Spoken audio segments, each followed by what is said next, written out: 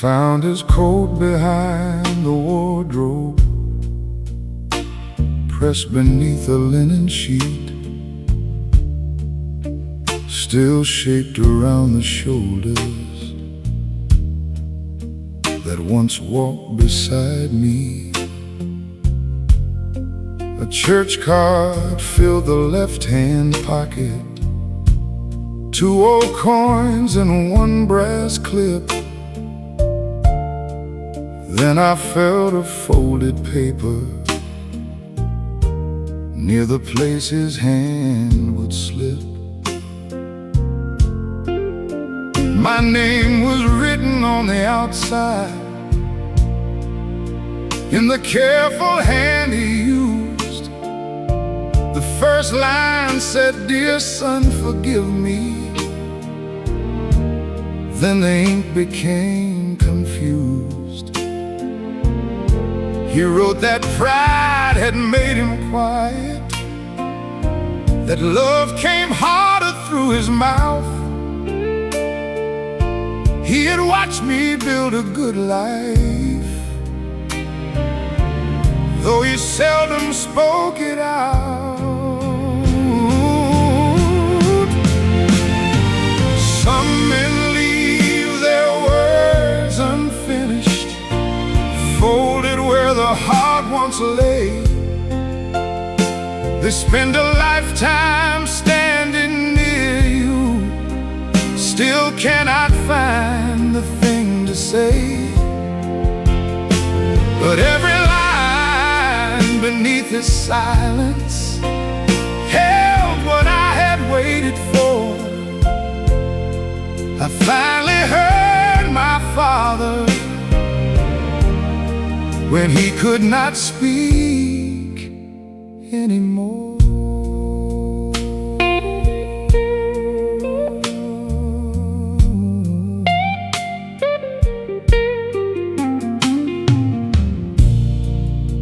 The final page stopped in the middle. After, son, I hope you know.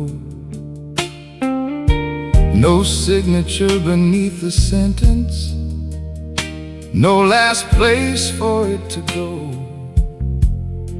I sat there wearing his old jacket, though the sleeves were much too long, and read those broken words until they did not feel unfinished anymore.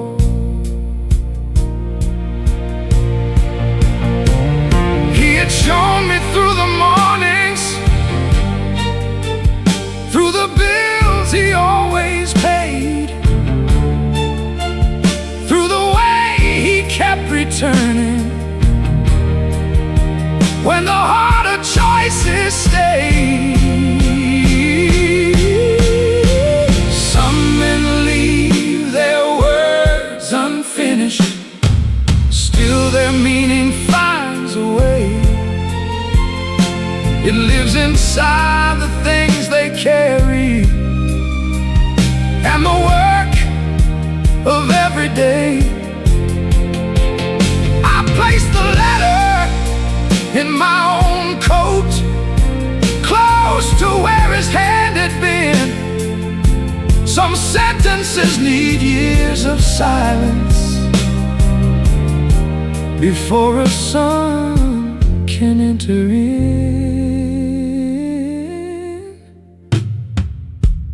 I wore his coat home that evening with the letter next to mine.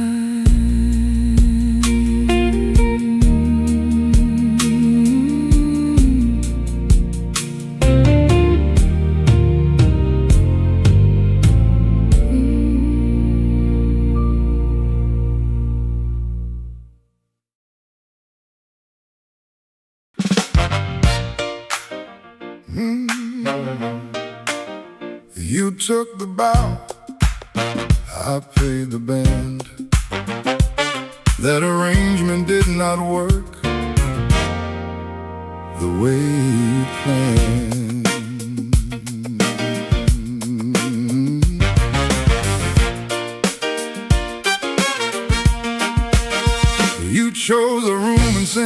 invitations, put your name above the door, shook every hand like you had built it, while I settled every score.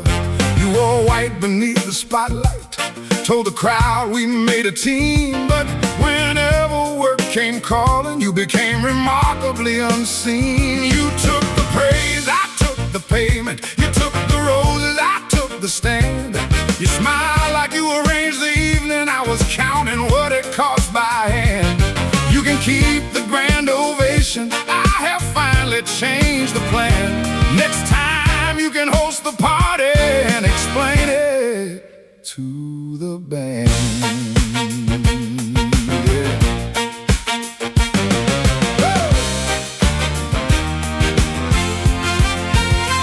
You said success was shared between us. That sounded generous and fine, but every shared responsibility somehow landed next to mine.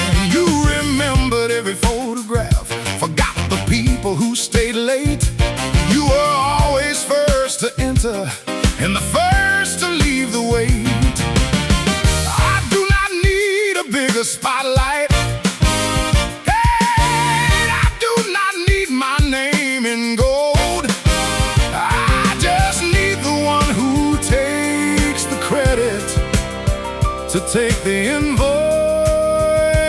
when it folds.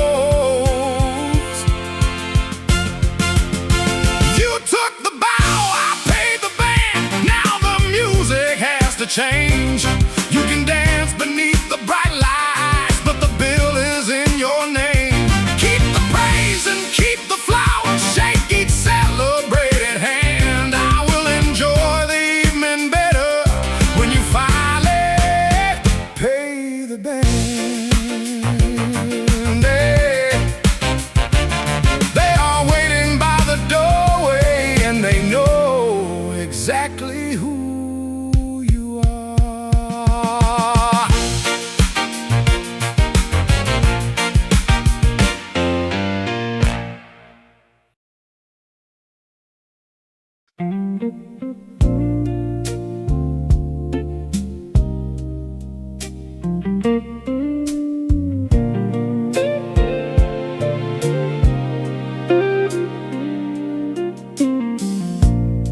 The summer heat came early,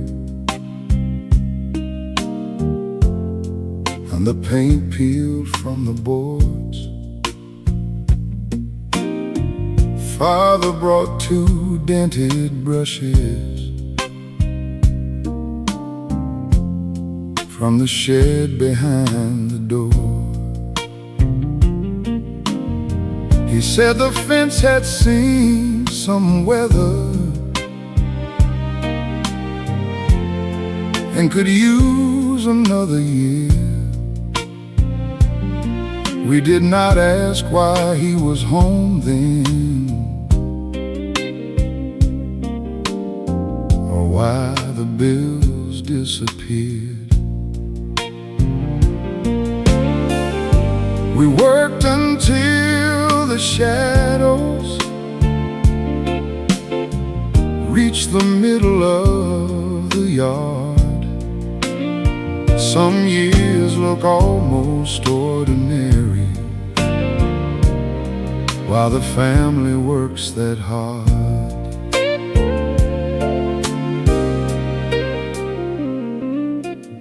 My brother painted near the driveway. I took everything out back. Mother carried lemonade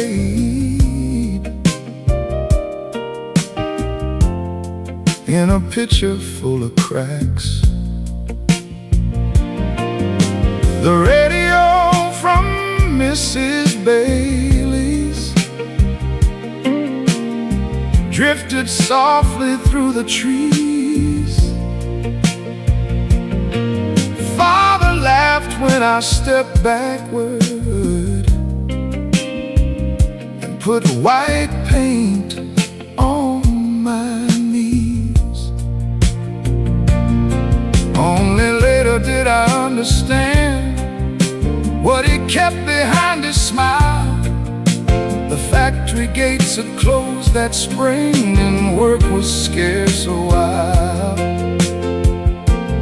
Still supper came at 7. Still the porch light met the dark.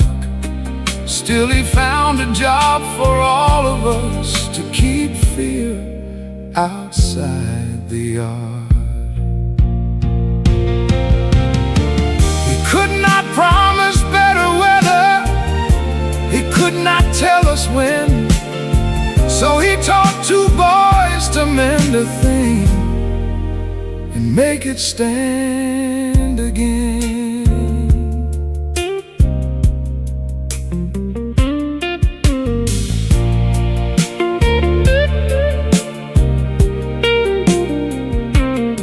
The house was sold 2 winters later.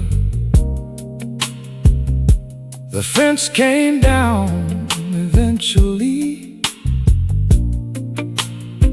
but I still see those painted boards whenever trouble visits me. Not because they lasted forever or kept hardship from the door, but because one difficult summer we stood together through it all.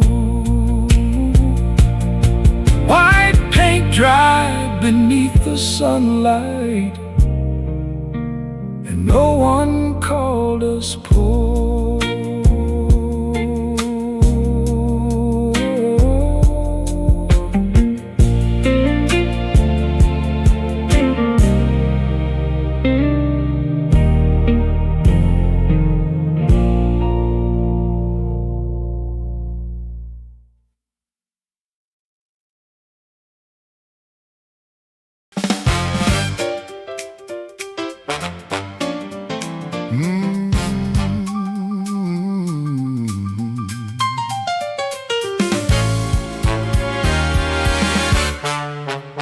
You said the train was running late, but you arrived without a ticket.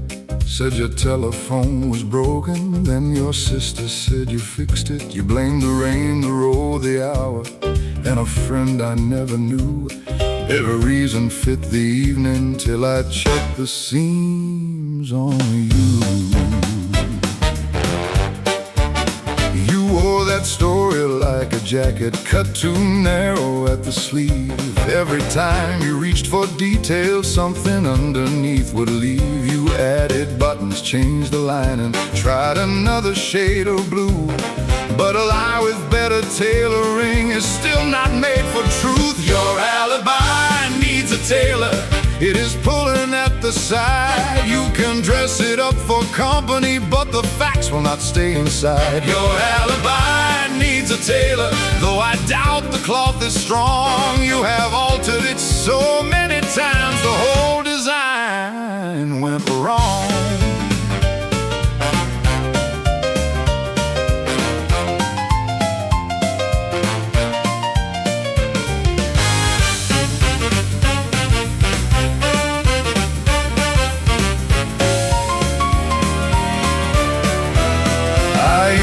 Check each explanation, used to measure every thread. Now I let your stories entertain me while believing what you did instead. So save the satin presentation and the careful little pose. I have seen the truth beneath it every time the fastening closed. You may fool the room around you, you may keep the pattern grand, but I am finished buying garments that fall apart inside my hands. Your alibi needs a tailor, but do not send the bill to me. I have paid enough for stories that were never what they seemed. Wear it proudly through the city, let them praise the cut and style. I will take the honest doorway and leave you with the aisle. Nice material,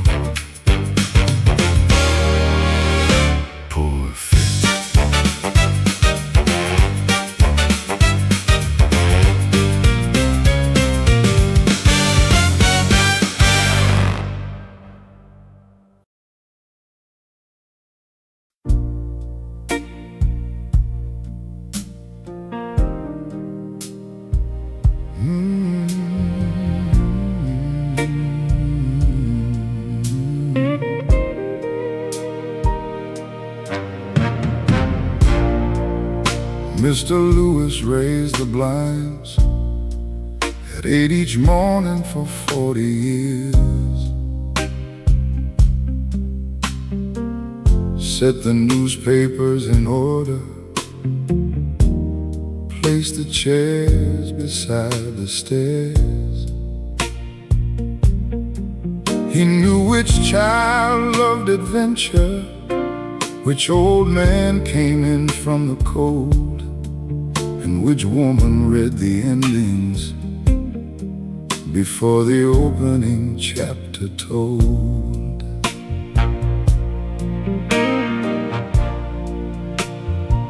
He watched young hands trace the letters, watched them slowly learn their names, saw them leave with books beneath them, then return with changed last names. Some came back with sons and daughters, pointed where they used to sit.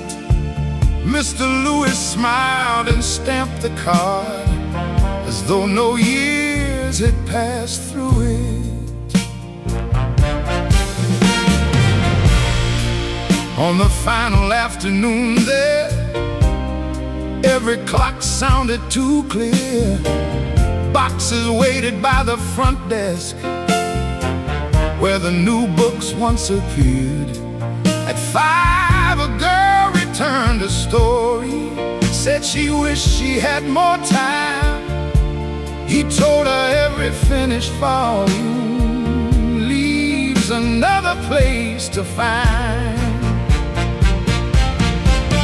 At the last page of Dawson library, he turned every lamp down low, walked between the quiet tables, past the lives he came to know. Not all journeys need a highway, not all doors are made of stone. He had watched 1,000 people find a world and carry it home. He placed the final card inside the drawer beneath the desk, then rested both hands on the wood and listened to what remained.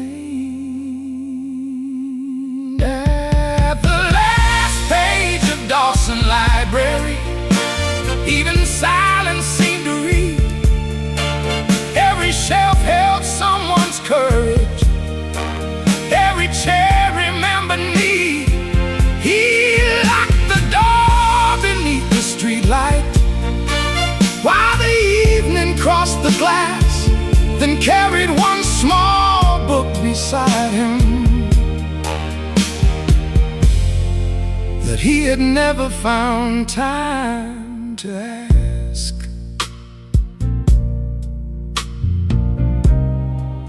The building waited in the darkness. He began the book at home.